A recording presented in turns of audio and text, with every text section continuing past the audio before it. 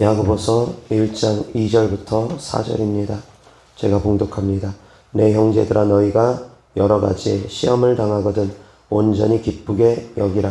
이는 너희 믿음의 시련이 인내를 만들어내는 줄 너희가 알미라. 인내를 온전히 이루라. 이는 너희로 온전하고 구비하여 조금도 부족함이 없게 하려 함이라. 아멘.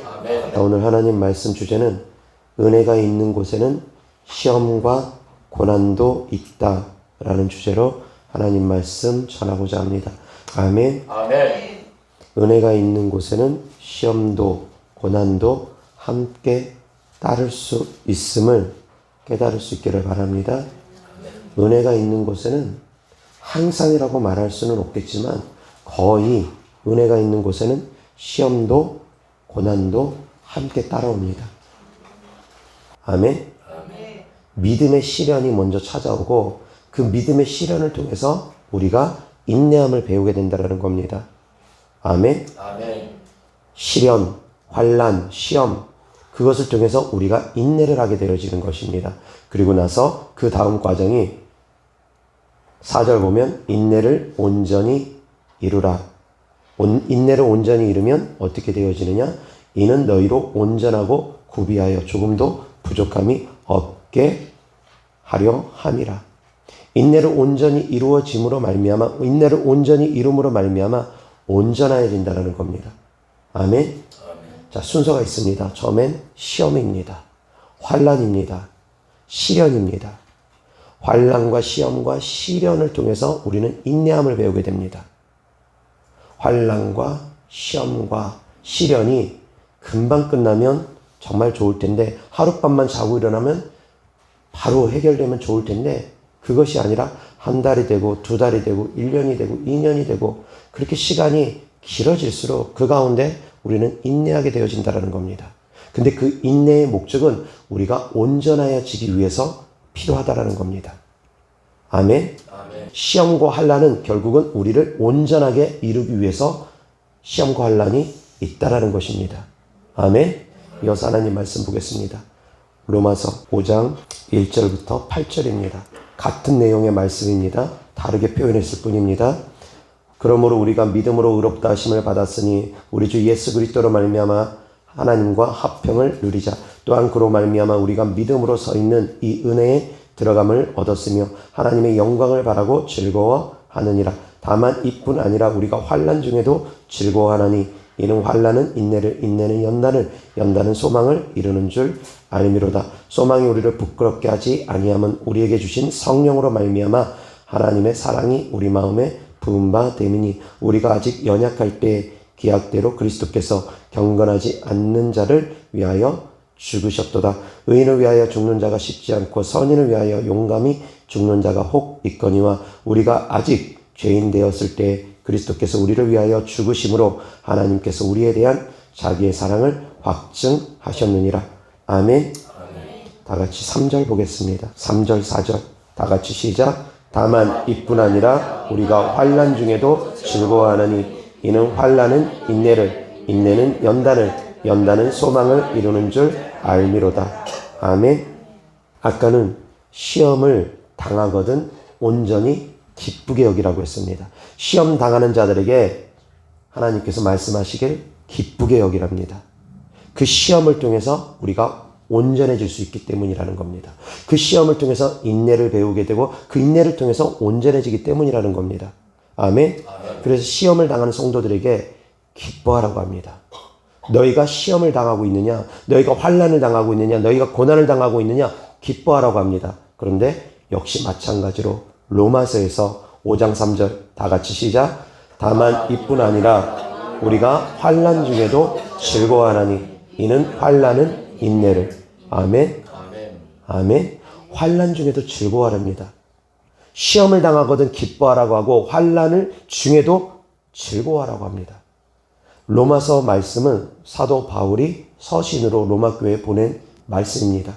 야고보서는 예수님의 형제 야고보가 기록한 서신입니다. 야고보 사도도 야고보도 동일하게 시험을 만나거든 기뻐하라고 합니다. 그 시험을 통해서 우리가 인내를 배울 수 있고 그 인내를 통해서 온전해진다고 합니다. 근데 역시 마찬가지로 사도 바울도 동일하게 표현합니다. 환난을 당하거든 즐거워하라. 이는 환난이 인내를 만들어내기 때문이라는 겁니다. 그래서 그 인내가 연단이 소망을. 그래서 소망을 통해서 우리가 더욱더 하나님께 가까이 갈 수 있게 한다라는 것입니다. 아멘. 조금 표현이 다를 뿐이지 환난을 당하거든 시험을 당하거든 기뻐하고 즐거워하라는 것입니다. 그것을 통해서 우리가 인내를 배울 수 있게 되어지는 것이고 그것을 통해서 궁극적으로 천국의 소망을 갖게 하시기 위함이고 주님과 함께하는 소망을 갖게 하기 위함이고 궁극적으로 그것을 통해서 우리가 정금 같은 믿음으로 나아와서 온전해지게 하기 위함이라는 것입니다. 아멘. 그래서 시험과 환난은 우리가 정금 같은 믿음으로 나아가기 위해서 온전해지기 위해서 반드시 거쳐야 되는 과정입니다. 아멘. 그런 가운데 은혜가 있으면 환난이 오고 시험이 올 때가 있습니다. 우리가 고난당하는 이유를 크게 세 가지로 분류해서 보면은 첫 번째는 본인 때문에 고난을 당합니다. 본인이 어리석었기 때문에, 미련했기 때문에, 본인이 무지했기 때문에, 실수했기 때문에, 본인이 부주의했기 때문에, 본인이 욕심이 가득했기 때문에, 본인 때문에 당하는 고난이 있습니다. 본인이 육체 관리를 제대로 안 했기 때문에, 본인이 운전하면서 부주의했기 때문에, 본인이 돈 욕심 때문에 혹해가지고 제대로 알아보지도 않고 100% 투자 수익금 준다, 1000% 투자 수익금 준다, 거기에 혹해가지고 그냥 투자했다가 고난당하는 일들. 본인의 부주의로, 본인의 어리석음으로, 본인이 자기 관리하지 않음으로 말미암아 당하는 고난들이 있습니다. 그리고 또한 두 번째는 사단으로부터 오는 고난들이 있습니다. 직접적으로 사단으로부터 오는 고난들은 대체로 죄 때문에 옵니다. 죄 때문에 옵니다. 사단으로부터 오는 고난이 있습니다. 사단이 들어와서 도둑질하고 죽이고 멸망시키려고 하는 가운데 고통당하는 경우 있습니다. 물질들을 빼앗기고 건강을 빼앗기고 가정이 파괴돼 버리고 사단으로부터 오는 고난들이 있습니다. 그리고 세 번째는 주님으로부터 오는 고난도 있습니다. 사단으로부터 오는 고난의 목적은 무엇인 줄 아십니까? 도둑질하고 죽이고 멸망시키기 위해서. 사단이 주는 고난은, 사단이 주는 시험은 궁극적으로 최종적인 목적은 죽이고 도적질하고 멸망시키기 위해서 사단이 시험을 하는 겁니다. 그래서 결국 지옥까지 끌고 가려고, 자살해서 생을 마감시키려고, 죽이려고 하는 게 사단의 궁극적인 목적입니다. 그런데 주님이 주시는 고난의 목적은 무엇입니까? 주님이 우리에게 주시는 고난의 목적은 같은 고난이라 할지라도, 같은 고난을 겪는다 할지라도 목적이 다릅니다. 사단이 주는 고난은, 사단에게 받는 고난은 궁극적으로 사단은 멸망으로 끌고 가려고 합니다. 그렇지만 주님이 주시는 고난은, 주님이 허락하신 고난은 궁극적으로 우리에게 생명을 주기 하기 위함이라는 것입니다. 아멘. 복을 주시기 위함이라는 것입니다. 아멘. 주님이 주시는 고난은 우리에게 복이 될 것입니다. 사단이 주는 고난은 우리에게 저주가 될 수 있습니다. 사단이 주는 고난은 생명을 앗아가고 멸망으로 지옥으로 끌고 가려고 할 겁니다. 주님이 주시는 고난은 우리에게 생명을 주시되 더 풍성히 주시려고 할 겁니다. 같은 고난이라 할지라도 어떤 원인으로 그 고난이 왔느냐에 따라서 목적은 다릅니다. 그러나 모든 고난을 통해서 성도님들은, 그리고 사람들은 겸손해지고 낮아지게 됩니다. 특히나 병원에서 해결 안 되는 질병을 알아보는 분들은 정말 낮아지고 겸손해집니다. 믿는 사람이라 할지라도 병원 가서 쉽게 해결되는 그런 질병 같은 경우는 별로 기도 많이 안 합니다. 기도 많이 안 하고 그냥 병원 가서 바로 치료받습니다. 그런데 만약에 병원에 가서도 치료가 안 되는 질병을 겪게 된다면 그때는 좀 다릅니다. 근데 그 질병이 너무 본인을 고통스럽게 할 경우, 밤잠도 제대로 못 이룰 정도로 그 고통이 극심할 경우, 아무리 병원을 찾아다녀도 해결이 안 될 경우, 약을 먹어도, 진통제를 먹어도 해결이 안 될 경우, 그럴 때는 정말 가난해집니다. 그때는 해결할 수 있는 방법을 다양하게 다 찾아봅니다. 민간요법도 찾아보고 무당도 찾아가 보고 여기저기 다 찾아가 봅니다. 특히나 영적인 문제일 경우에는 더 그렇습니다. 영적인 문제들은 병원 간다고 쉽게 해결되지 않기 때문입니다. 예전에 제가 사역했던 가운데 저희 교회 찾아왔다 한 성도님이 계십니다. 그 성도님이 바보 귀신이 들어갔습니다. 그러니까 맹구 짓을 합니다. 옛날에 그 맹구 유머 프로그램 보신 분들은 알 겁니다. 띠리리리 하면서. 맹구 귀신이 들어가가지고 젊은 청년은 아니고 결혼을 했으니까 한 30대 정도 되는 남자 성도님이었습니다. 그런데 결혼하고 나서 그런 일이 벌어진 겁니다. 이 성도님이 예수님을 안 믿었습니다. 그러다 보니까 이제 귀신 들림으로 인해서 이상한 행동들, 바보 같은 행동들을 자꾸 하는데 원인을 모르니까 일단 병원을 가봤습니다. 병원 가서 해결이 안 됩니다. 그러니까 이분이 이제 두 번째 찾은 곳이 바로 이제 무당입니다. 무당 찾아다녔습니다. 근데도 몇백만 원씩 들여가지고 구술하는데도 해결이 안 됩니다. 그러니까 이 사람이 이제 하다 안 되니까 이제 나중에는 하나님을 찾기 시작한 겁니다. 그래서 어디 기도원도 가보고 어떤 교회도 가보고 그랬는데 어떤 교회에서는 이제 그랬답니다. 이 성도님에게 금식하십시오. 처음에 3일 금식을 시켰는데 3일 금식해도 다 해결이 안 되니까 목사님이 하시는 말씀이 그럼 이틀 더 하십시오. 5일 금식을 했는데 금식 3일차쯤 됐을 때 거기 가서도 해결이 잘 안 되고 금식만 하라고 하니까 이분이 이제 저를 찾아오게 된 겁니다.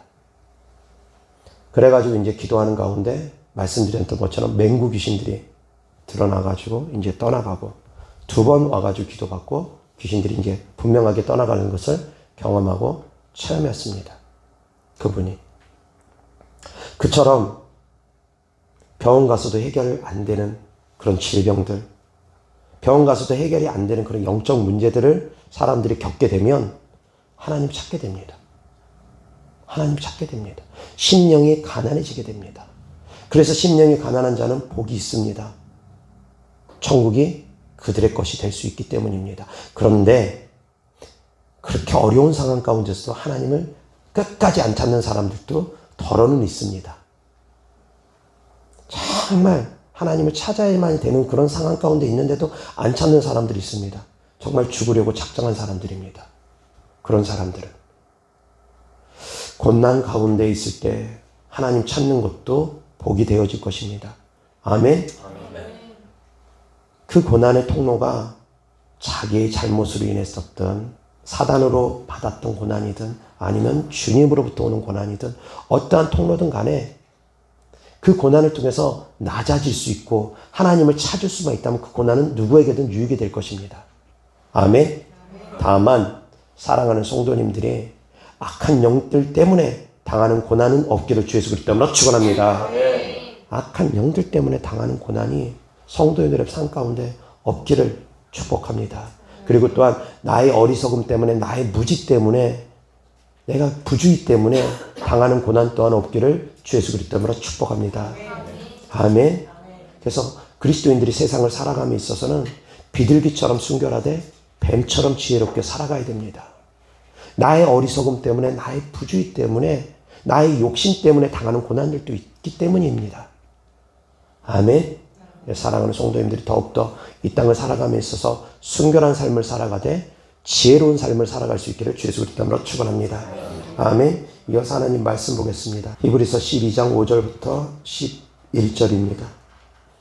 또 아들들에게 권하는 것 같이 너희에게 권면하신 말씀도 잊었도다. 일러스되 내 아들아 주의 징계하심을 경히 여기지 말며 그에게 꾸지람을 받을 때에 낙심하지 말라. 주께서 그 살아가시는 자를 징계하시고 그가 받아들이시는 아들마다 채찍질하심이라 하였으니 너희가 참음은 징계를 받기 위함이라. 하나님이 아들과 같이 너희를 대우하시나니 어찌 아버지가 징계하지 않는 아들이 있으리요. 징계는 다 받는 것이거늘 너희에게 없으면 사생자여 친아들이 아니니라. 또 우리 육신의 아버지가 우리를 징계하여도 공경하였거든 하물며 모든 영의 아버지께 더욱 복종하며 살려 하지 않겠느냐. 그들은 잠시 자기의 뜻대로 우리를 징계하였거니와 오직 하나님은 우리의 유익을 위하여 그의 거룩하심에 참여하게 하시느니라. 무릇 징계가 당시에는 즐거워 보이지 않고 슬퍼 보이나 후에 그로 말미암아 연단받은 자들은 의와 평강의 열매를 맺느니라.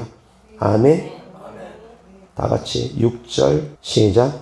주께서 그 사랑하시는 자를 징계하시고 그가 받아들이시는 아들마다 채찍질 하심이라 하였으니. 아멘. 이어서 11절 다 같이 시작. 무릇 징계가 당시에는 즐거워 보이지 않고 슬퍼 보이나 후에 그로 말미암아 연단받은 자들은 의와 평강의 열매를 맺느니라. 아멘. 앞선 야고보서랑 로마서의 말씀처럼 히브리서에도 징계를 통해서 연단을 받는답니다. 징계를 통해서, 고난을 통해서 연단을 받는답니다. 그 연단의 목적은 의와 평강의 열매를 맺게 하기 위함이라는 겁니다. 아멘. 조금씩 표현이 다르지만 다 비슷합니다. 그렇지 않습니까? 다 비슷합니다. 하나님의 징계가 당시에는 즐거워 보이지 않고 슬퍼 보일 수 있습니다. 지금 당하는 고난이 슬퍼 보일 수 있습니다. 고통스러울 수 있습니다. 그러나 그것으로 말미암아 연단받게 되어지면 나중에는 그것으로 말미암아 의와 평강의 열매를 맺게 되어진다는 겁니다. 온전해진다는 겁니다. 소망을 갖게 된다는 것입니다. 아멘. 이어서 하나님 말씀 베드로전서 2장 18절부터 20절입니다. 다 같이 시작. 사원들아 범사에 두려워함으로 주인들에게 순종하되 선하고 관용하는 자들에게만 아니라 또한 까다로운 자들에게도 그리하라. 부당하게 고난을 받아도 하나님을 생각함으로 슬픔을 참으면 이는 아름다우나 죄가 있어 매를 맞고 참으면 무슨 칭찬이 있으리요. 그러나 선을 행함으로 고난을 받고 참으면 이는 하나님 앞에 아름다우니라. 아멘. 다 같이 19절 시작. 부당하게 고난을 받아도 하나님을 생각함으로 슬픔을 참으면 이는 아름다우나. 아멘. 예수님 때문에 부당하게 고난을 받는다 하더라도 하나님 생각함으로 참으라고 합니다. 이 베드로전서의 말씀은 직장 생활할 때 성도님들이 어떻게 대해야 되는지에 대해서 알려주는 겁니다. 종업원으로 일할 때, 직원으로 일할 때 오너들이, 직장 상사가 나에게 고난을 줄 때, 어렵고 힘들게 할 때, 그때 주님 생각하면서, 하나님 생각하면서 참아내라는 겁니다. 그것을 통해서 우리가 더욱더 아름다워질 수 있기 때문이라는 것입니다. 아멘. 고난이 있을 때 그것을 인내함으로 참으면 그것이 우리를 아름답게 할 겁니다. 아멘. 아멘. 그런데 20절 다 같이 보겠습니다. 시작. 죄가 있어 매를 맞고 참으면 무슨 칭찬이 있으리요. 그러나 선을 행함으로 고난을 받고 참으면 이는 하나님 앞에 아름다우니라. 아멘. 그런데 고난을 당하는데 본인 죄 때문에 고난을 당할 수도 있다는 겁니다. 본인이 실수해서, 본인이 잘못해서 고난을 당할 수도 있다는 겁니다. 본인 잘못했으니까 직장 상사가 아니면 사장님이 한마디 할 수도 있습니다. 때로는 징계를 내릴 수도 있습니다. 감봉 조치를 취한다거나 퇴직 조치를 취한다거나 할 수도 있습니다. 본인들이 잘못했기 때문에, 본인들의 죄 때문에 오는 고난은 어쩔 수 없다라는 겁니다. 그로 인해서도 당할 수 있는 고난들이 있다라는 겁니다. 그러나 죄 때문에 당하는 고난이 아니라 오직 주님 때문에, 내가 특별히 잘못한 것이 없는데도 불구하고 주님 때문에 당하는 고난이 있을 때는, 그때는 슬픔을 참고 하나님 생각하면서 이겨내라는 겁니다. 그것은 주님 앞에 아름답다라는 것입니다. 그것은 내 영혼을 아름답게 해나갈 것입니다. 아멘. 아멘. 자, 야고보서의 말씀, 로마서의 말씀, 히브리서의 말씀, 베드로서의 말씀, 다 비슷비슷한 내용들이 그 안에 담겨져 있습니다. 우리가 이 땅을 사랑할 때 고난이 없으면 참 좋을 텐데 고난이 없을 수가 없습니다. 그 고난을 통해선 우리가 정금 같은 믿음으로 나아갈 수 있기 때문입니다. 욥을 하나님께서 칭찬했습니다. 이런 의인이 없다.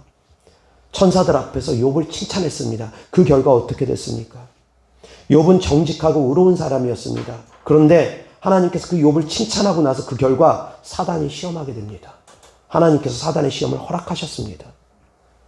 욥이 정직했기 때문에, 의로웠기 때문에 받았던 고난입니다. 아멘. 은혜가 넘치는 곳에서 고난이 올 수 있습니다. 시험이 올 수 있습니다. 자, 베드로를 보더라도 다르지 않습니다. 베드로가 하나님 앞에 고백을 합니다. 주는 그리스도시요 살아계신 하나님의 아들입니다. 그 고백을 한 후에 하나님께서 베드로에게 천국 열쇠를 주십니다. 근데 그 다음 장면이 어떻게 됩니까? 사단이 찾아와서 베드로를 유혹합니다. 미혹합니다. 예수님께서 이제 그 다음에 예수님께서 제자들에게 내가 이제 십자가에 못 박혀야 되리라 라는 말씀을 제자들에게 하니까 베드로가 예수님께 항변하여 이르되라고 되어 있습니다. 그런데 그 항변이라는 단어는 원어 성경을 보면 꾸짖는다고 표현되어 있습니다. 책망한다고 표현되어 있습니다. 추정컨대 베드로의 나이가 예수님보다 몇 살은 더 많을 것으로 추정을 합니다.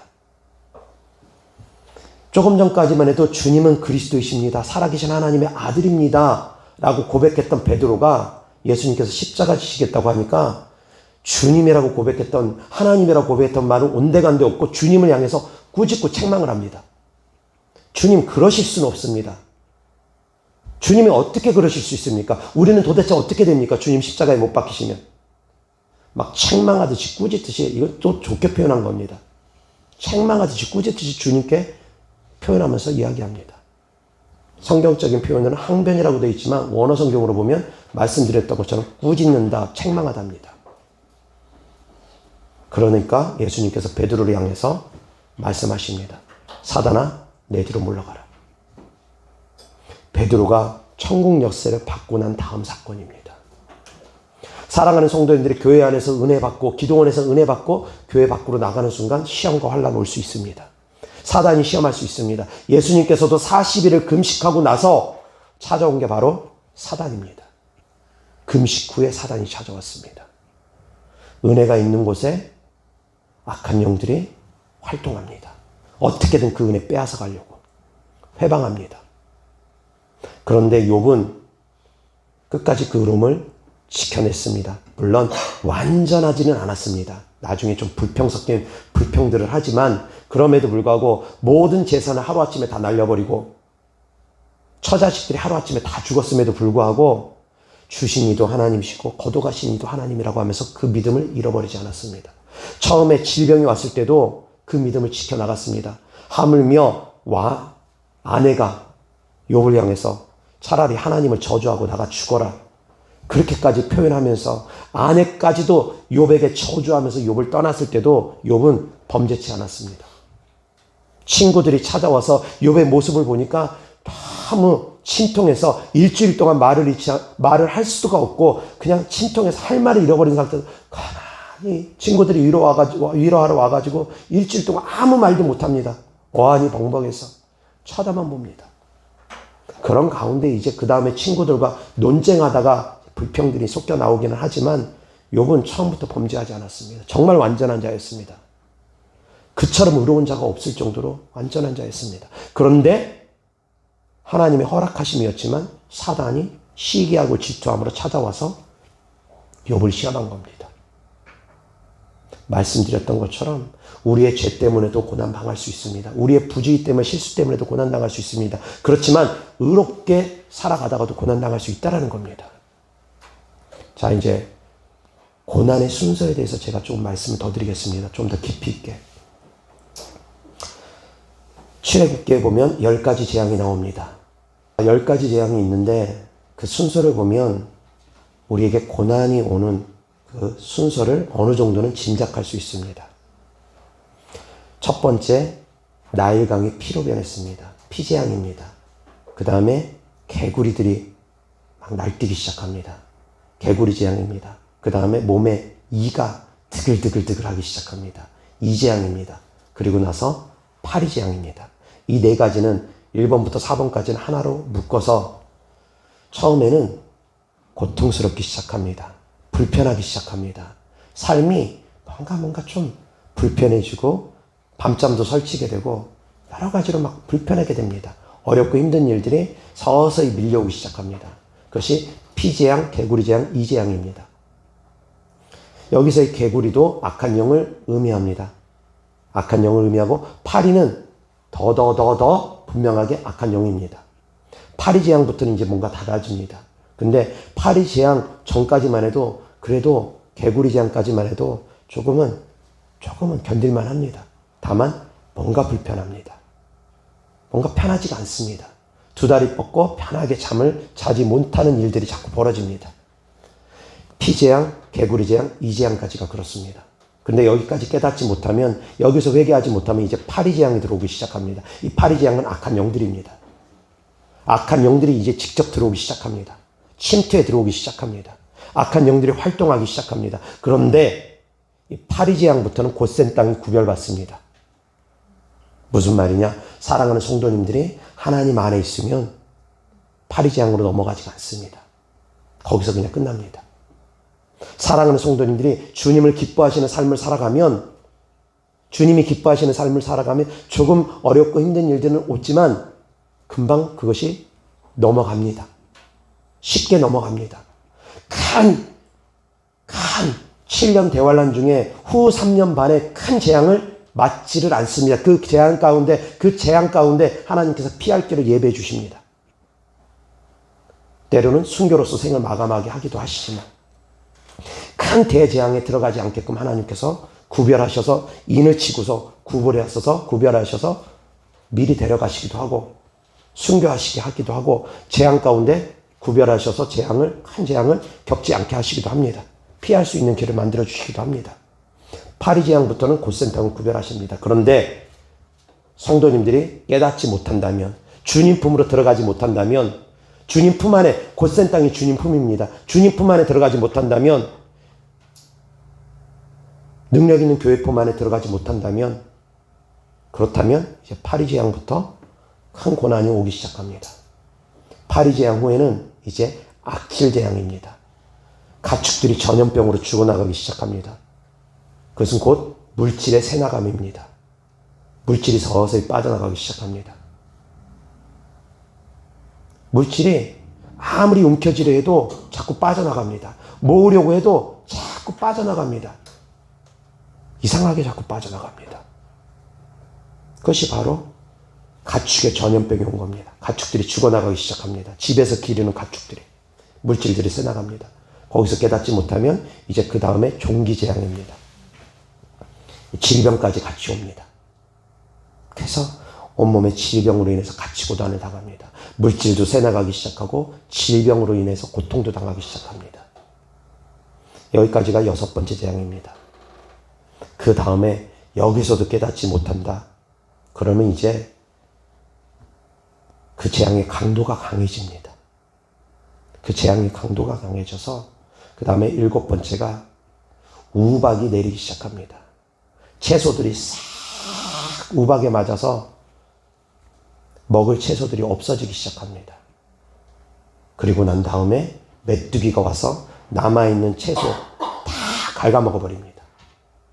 결국은 물질이 어느 정도로 없었느냐? 먹고 살 것을 걱정할 정도로 이제 물질이 없어집니다. 당장 내일 먹을 것까지 없어질 정도로 물질이 완전히 새나가 버립니다. 앞에서 새나가는 정도보다 강도가 훨씬 강합니다. 먹고 살 걸 걱정해야 될 정도로 물질이 새나갑니다. 내일 당장 뭐 먹고 살지. 완전히 새나갑니다. 미리미리 깨닫고 회개하고 돌이키는 것이 그래서 복입니다. 여기서도 깨닫지 못한다. 그 다음에 이제 9번째 재앙, 캄캄한 흑암입니다. 삶의 소망을 다 잃어버립니다. 온통 암흑천지입니다. 소망을 잃어버립니다. 희망의 빛이라고는 하나도 보이지가 않습니다. 그래서 삶의 소망을 다 잃어버립니다. 그리고 나서 10번째 재앙으로 가는 겁니다. 바로 죽음의 재앙입니다. 삶의 소망을 다 잃어버리고 육신적인 질병도 앓고 재산 다 날아가고 가족들도 다 뿔뿔이 흩어지고 찢어지고 깨지고 살 소망까지 이제 잊어버리다 보니까 죽음만 생각하게 됩니다. 이제 죽나 저제 죽나 이렇게 죽나 저렇게 죽나 그러다가 멸망으로 가게 되는 겁니다. 이것이 재앙의 순서들입니다. 일반적인 재앙의 순서들입니다. 항상 이 순서대로 온다라고 말하지는 않습니다. 그렇지만 일반적인 재앙의 순서들이 그렇습니다. 일찍 깨달을 수 있기를 주 예수 그리스도 이름으로 축원합니다. 내 삶에 고난이 있을 때 이 고난의 강도가 어느 정도인지 알고서 일찍 깨닫고서 회개하고 돌이키고, 또한 악한 영들이 주는 그런 고난이라고 하면은 회개하고 돌이킨 다음에 악한 영을 대적해서 쫓으면 훨씬 빠르게 그것이 해결될 것입니다. 아멘. 이어서 하나님 말씀 보겠습니다. 신명기 8장 1절부터 6절입니다. 다 같이 시작. 내가 오늘 명하는 모든 명령을 너희는 지켜 행하라. 그리하면 너희가 살고 번성하고 여호와께서 너희의 조상들에게 맹세하신 땅에 들어가서 그것을 차지하리라. 내 하나님 여호와께서 이 40년 동안에 내게 광야길을 걷게 하신 것을 기억하라. 이는 너를 낮추시며 너를 시험하사 내 마음이 어떠한지 그 명령을 지키는지 지키지 않는지 알려 하심이라. 너를 낮추시며 너를 줄이게 하시며 또 너도 알지 못하며 내 조상들도 알지 못하던 만나를 내게 먹이신 것은 사람이 떡으로만 사는 것이 아니요 여호와의 입에서 나오는 모든 말씀으로 사는 줄을 내가 알게 하려 하심이니라. 이 40년 동안에 내 의복이 헤어지지 아니하였고 내 발이 부르트지 아니하였느니라. 너는 사람이 그 아들을 징계한 같이 내 하나님 여호와께서 너를 징계하시는 줄 마음에 생각하고 내 하나님 여호와의 명령을 지켜 그의 길을 따라가며 그를 경외할지니라. 아멘. 다 같이 2절 시작. 내 하나님 여호와께서 이 40년 동안에 내게 광야길을 걷게 하신 것을 기억하라. 이는 너를 낮추시며 너를 시험하사 내 마음이 어떠한지 그 명령을 지키는지 지키지 않는지 알려 하심이라. 아멘. 때로는 하나님께서 우리의 마음을 확인하시기 위해서, 정말 하나님을 사랑하는지 확인하시기 위해서 광야길을 허락하시기도 합니다. 그것을 통과하는 자들에게 하나님께서 복을 주시기 위함이라는 겁니다. 아멘. 그 시험을 통과하는 자들에게 축복을 주기 위해서 시험을 우리 앞에 놓아두는 것입니다. 욥을 하나님께서 칭찬하셨습니다. 사단이 욥을 시험했습니다. 하나님께서 그것을 허락하셨습니다. 하나님께서 그것을 허락하신 이유 중에 하나가 욥의 마음을, 욥의 믿음을 달아보시기 위함이었다라는 겁니다. 욥이 정말 이러한 시험에도 처자를 다 잃어버리고 자식들 다 죽음 가운데 내몰리고 모든 재산을 다 잃어버리고 온몸에 종기가 나서 기왓장으로 득득득득득득 온몸을 긁고 있으면서도 하나님을 경외하는지 하나님께서 정말 욥을 확인해 보고 싶으셨습니다. 그만큼 욥이 하나님을 사랑했기 때문에 하나님께서 욥의 진짜 깊은 곳까지, 아주 깊은 곳에 숨어있는 그 마음까지 다 확인해 보고 싶으셨습니다. 그래서 욥에게 시험이 있었던 겁니다. 하나님을 경외하는지 경외하지 않는지 알기 위해서. 아멘. 그래서 욥이 고백을 합니다. 내가 앞으로 가도 주님이 보이지 아니하고 뒤로 가도 주님이 계시지 아니하고 주님께서 왼쪽에서 일하시나 내가 주님을 배울 수 없고 오른편으로 주님이 돌이키시나 내가 주님을 배울 수 없다고.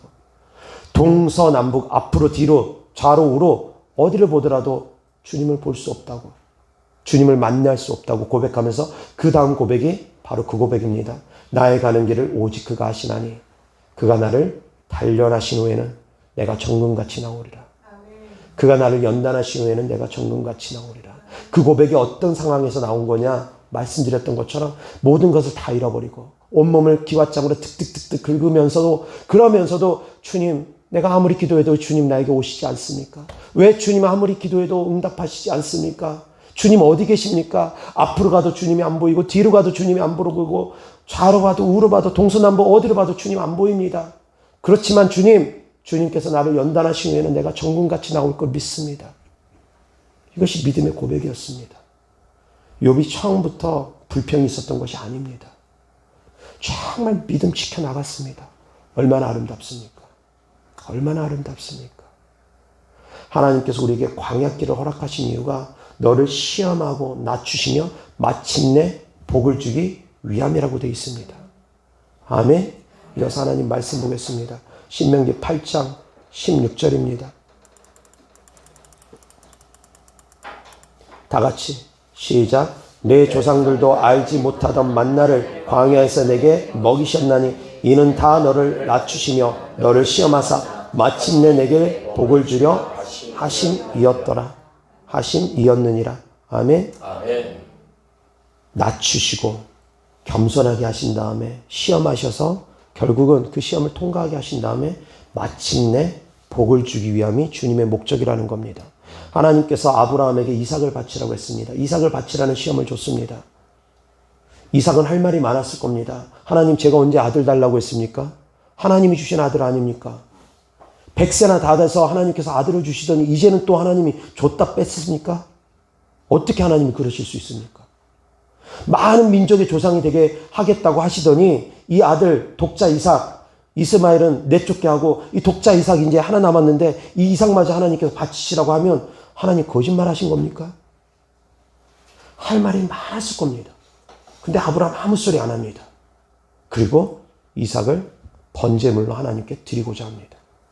그래서 칼을 내리칠 때 그때서야 하나님께서 아브라함아, 아브라함아, 내가 너의 마음을 보았다.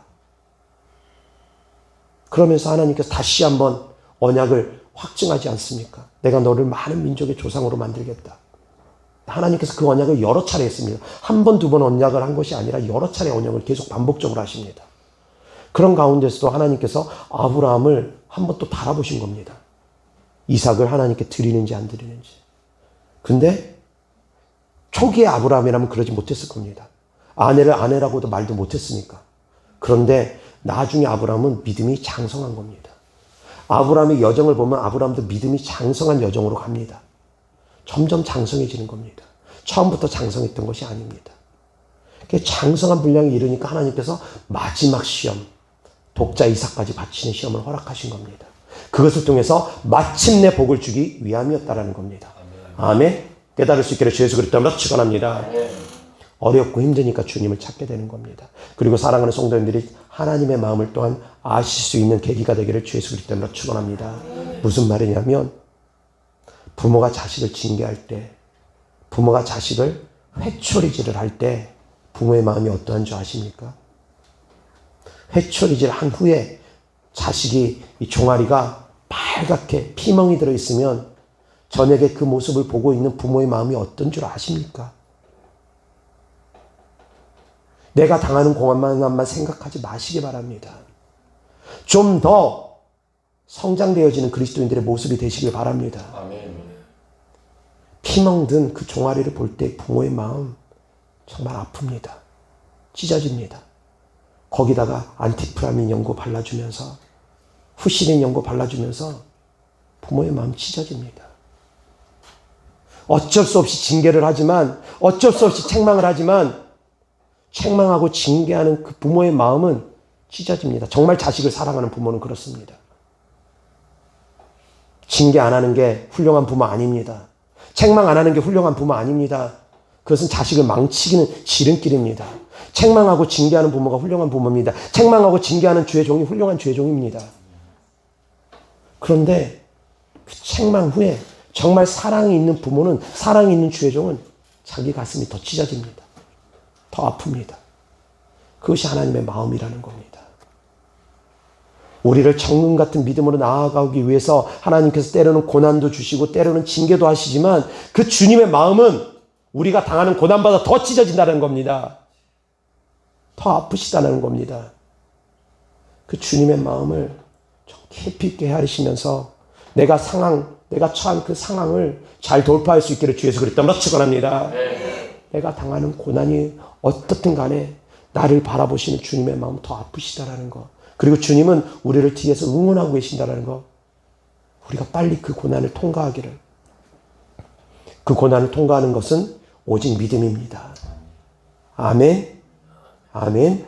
여기서 하나님 말씀 보겠습니다. 고린도후서 12장 7절부터 10절입니다. 다 같이 시작. 여러 계시를 받은 것이 지극히 크므로 너무 자만하지 않게 하시려고 내 육체의 가시 곧 사단의 사자를 주셨으니 이는 나를 쳐서 너무 자만하지 않게 하려 하심이라. 이것이 내게서 떠나가게 하기 위하여 내가 3번 주께 간구하였더니 나에게 이르시기를 내 은혜가 내게 족하도다. 이는 내 능력이 약한 데서 온전하여 짐이라 하신지라. 그러므로 도리어 크게 기뻐함으로 나의 여러 약한 것들에 대하여 자랑하리니 이는 그리스도의 능력이 내게 머물게 하려 함이라. 그러므로 내가 그리스도를 위하여 약한 것들과 능욕과 궁핍과 박해와 공고를 기뻐하느니 이는 내가 약한 그때에 강함이라. 아멘. 다시 한번 7절 다 같이 시작. 여러 계시를 받은 것이 지극히 크므로 너무 자만하지 않게 하시려고 내 육체의 가시 곧 사단의 사자를 주셨으니 이는 나를 쳐서 너무 자만하지 않게 하려 하심이라. 아멘. 때로는 하나님께서 남겨두신 그런 문제들이 있다라는 겁니다. 아무리 기도해도 하나님께서 응답해 주지 않는 남겨두신 문제들이 있다라는 겁니다. 그 남겨두신 문제를 통해서 우리가 교만하지 않기 위해서 하나님께서 우리를 치신다라는 겁니다. 하나님께서 가나안 땅을 이스라엘 백성들에게 허락하셨습니다. 그렇지만 여호수아 생전에 그 가나안 땅 정복 끝마치지 못했습니다. 다 끝마치지 못하고 여호수아가 죽었습니다. 주님 안에서 잠들었습니다. 왜 하나님께서 남겨두신 줄 아십니까? 남겨두신 이유가 바로 이스라엘 백성들을 확인하기 위함이라는 겁니다. 정말 하나님을 경외하는지 경외하지 않는지. 그래서 이스라엘 백성들이 타락할 때마다 하나님께서 그 가나안 족속들을 통해서 이스라엘을 칩니다. 그럼 이스라엘 백성들이 또 고난 가운데 주님을 찾습니다. 그러면 하나님께서 사사를 세우셔가지고 또 이스라엘 백성들을 구원합니다. 그것이 계속 반복됩니다. 사사기의 기록은 그것의 반복입니다. 왜 그렇게 하십니까? 하나님을 떠나서 살지 말라는 겁니다. 하나님을 떠나지 말라는 겁니다. 하나님 떠나면 너희가 고난당할 수밖에 없으니까. 악한 영들로부터 너희가 고통당할 수밖에 없으니까. 그것이 영의 세계의 원리니까. 목자의 울타리를 떠나면 그 양의 울타리를 떠나고 나 혼자 살겠다고 밖으로 나가면 목자의 울타리를 떠나고 양의 울타리를 떠나면 결국 사나운 짐승들이 너를 삼켜 먹으니까. 목자의 울타리, 양의 울타리를 떠나지 말라는 겁니다. 주님 품을 떠나지 말라는 겁니다. 깨달을 수 있기를 주 예수 그리스도로 축원합니다. 주님 품에 있어도 당하는 고난이 있습니다. 그러나 이 고난은 우리에게 생명을 주시기 위한 고난입니다. 그러나 주님 품을 떠나서 당하는 고난은 이것은 마귀가 그 영혼을 삼키기 위한 주는 고난입니다. 사랑하는 성도님들이 아셔야 됩니다. 그래서 악한 영들에게 삼킨 바 되어지지 않기를 주 예수 그리스도로 축원합니다. 악한 영의 올무에서 빠져나올 수 있기를 주 예수 그리스도로 축원합니다. 악한 영의 저주에서 빠져나올 수 있기를 주 예수 그리스도로 축원합니다. 악한 영의 모든 올무에서 저주에서 빠져나올 수 있기를 바랍니다. 아멘. 구약 성경에 보면 엘리야 선지자하고 엘리사 선지자하고 죽은 사람을 살립니다. 이 두 사건을 가만히 보더라도 역시 마찬가지입니다. 자, 구약 성경에서 사람이 살아난 거, 살린 거 많이 없습니다. 사람을 살린 거는 딱 2명밖에 없습니다. 엘리야 선지자, 엘리사 선지자. 그리고 사람이 살아나게 된 거, 그건 또 이제 엘리사 선지자의 시체를 통해서 죽은 시체가 엘리사 선지자의 시체에 닿으니까 그 시체가 살아나는 사건은 있습니다. 근데 살린 사건은 엘리야 선지자, 엘리사 선지자 딱 2 선지자밖에 없습니다. 엘리야 선지자가 살린 사람은 사르밧 과부의 아들입니다. 그래서 엘리야 선지자와 사르밧 과부가 처음 만났을 때 엘리야 선지자가 사르밧 과부에게 처음에 물을 달라고 하더니 나중엔 그럽니다. 나에게 떡 좀 달라고. 그러니까 사르밧 과부가 하는 말이 우리 아들하고 나하고 마지막 이거 만들어서 먹고 이제 죽으려고 합니다. 더 이상 양식 없습니다. 그런데 이것을 어떻게 당신에게 줄 수 있겠습니까? 그러니까 엘리야 선지자가 나에게 먼저 줘라. 그럼 하나님께서 축복해 주실 것이다.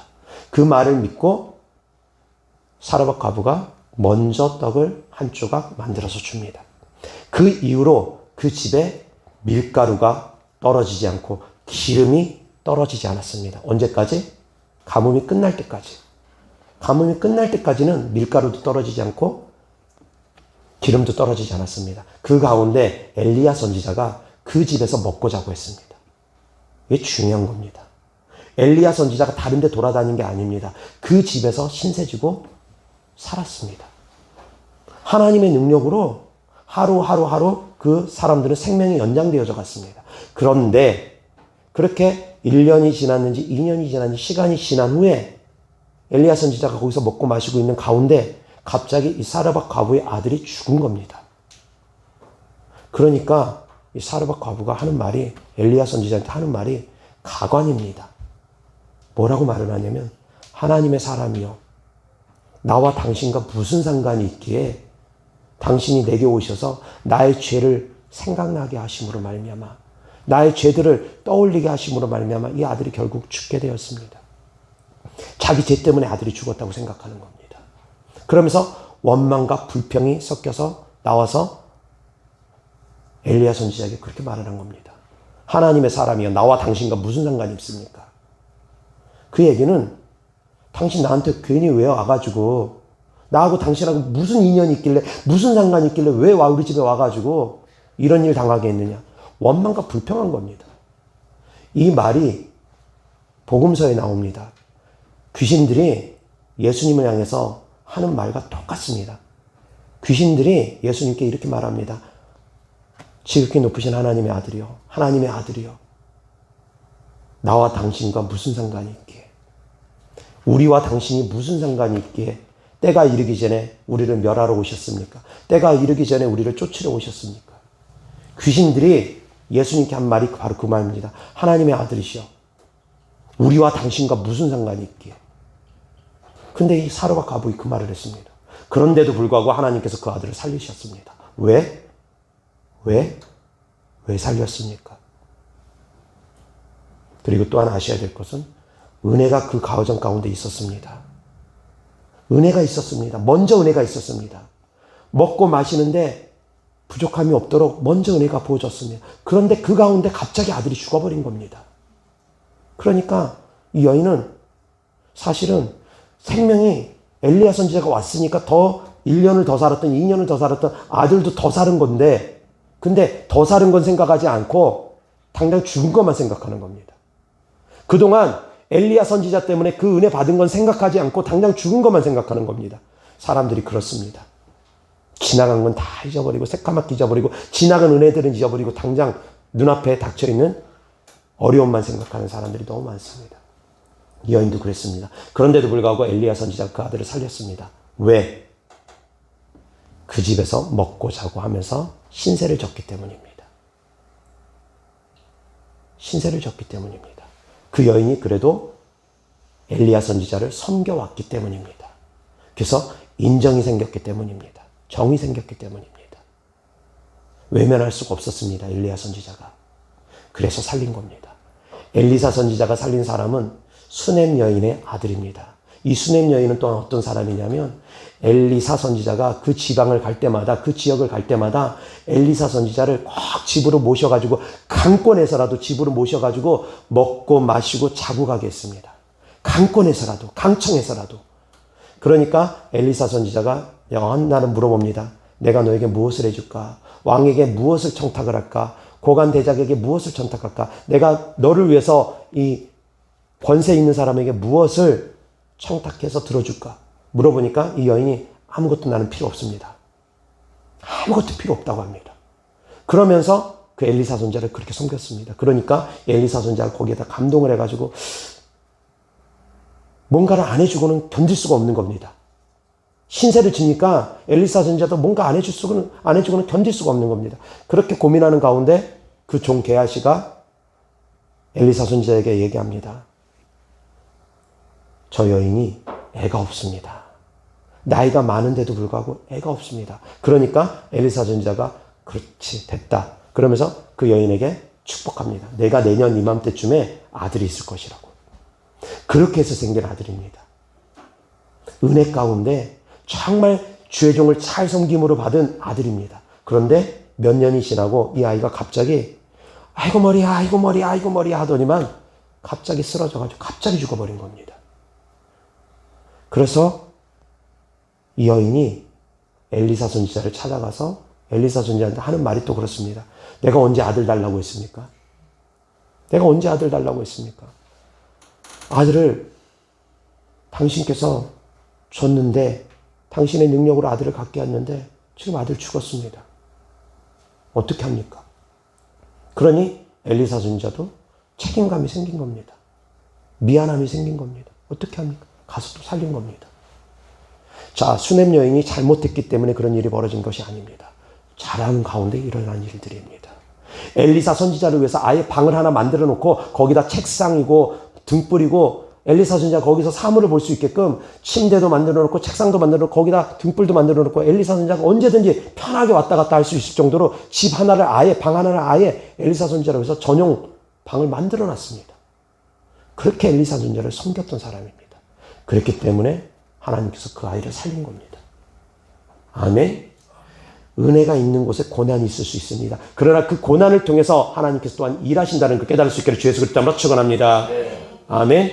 이어서 하나님 말씀 요한계시록 3장 7절부터 다 같이 시작. 빌라델비아 교회의 사자에게 편지하라. 거룩하고 진실하사 다윗의 열쇠를 가지시니 곧 열면 닫을 사람이 없고 닫으면 열 사람이 없는 그가 이르시되 볼지어다 내가 내 앞에 열린 문을 두었으되 능히 닫을 사람이 없으리라. 내가 내 행위를 아노니 내가 작은 능력을 가지고서도 내 말을 지키며 내 이름을 배반하지 아니하였도다. 보라 사탄의 회당 곧 자칭 유대인이라 하나 그렇지 아니하고 거짓말하는 자들 중에서 며칠 내게 주어 그들로 와서 내 발 앞에 절하게 하고 내가 너를 사랑하는 줄을 알게 하리라. 내가 나의 인내의 말씀을 지켰은즉 내가 또한 너를 지켜 시험의 때를 면하게 하리니 이는 장차 온 세상에 임하여 땅에 경하는 자들을 시험할 때라. 내가 속히 오르니 내가 가진 것을 굳게 잡아 아무도 내 멸류관을 빼앗지 못하게 하라. 아멘.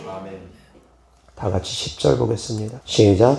내가 나의 인내의 말씀을 지켰은즉 내가 또한 너를 지켜 시험의 때를 면하게 하리니 이는 장차 온 세상에 임하여 땅에 거하는 자들을 시험할 때라. 아멘.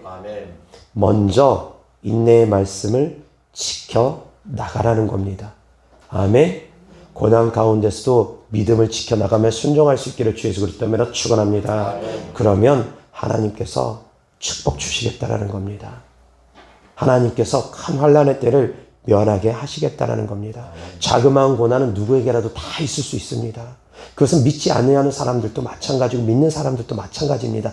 때로는 믿지 않는 사람들이 오히려 믿는 사람들보다 더 잘 되기도 합니다.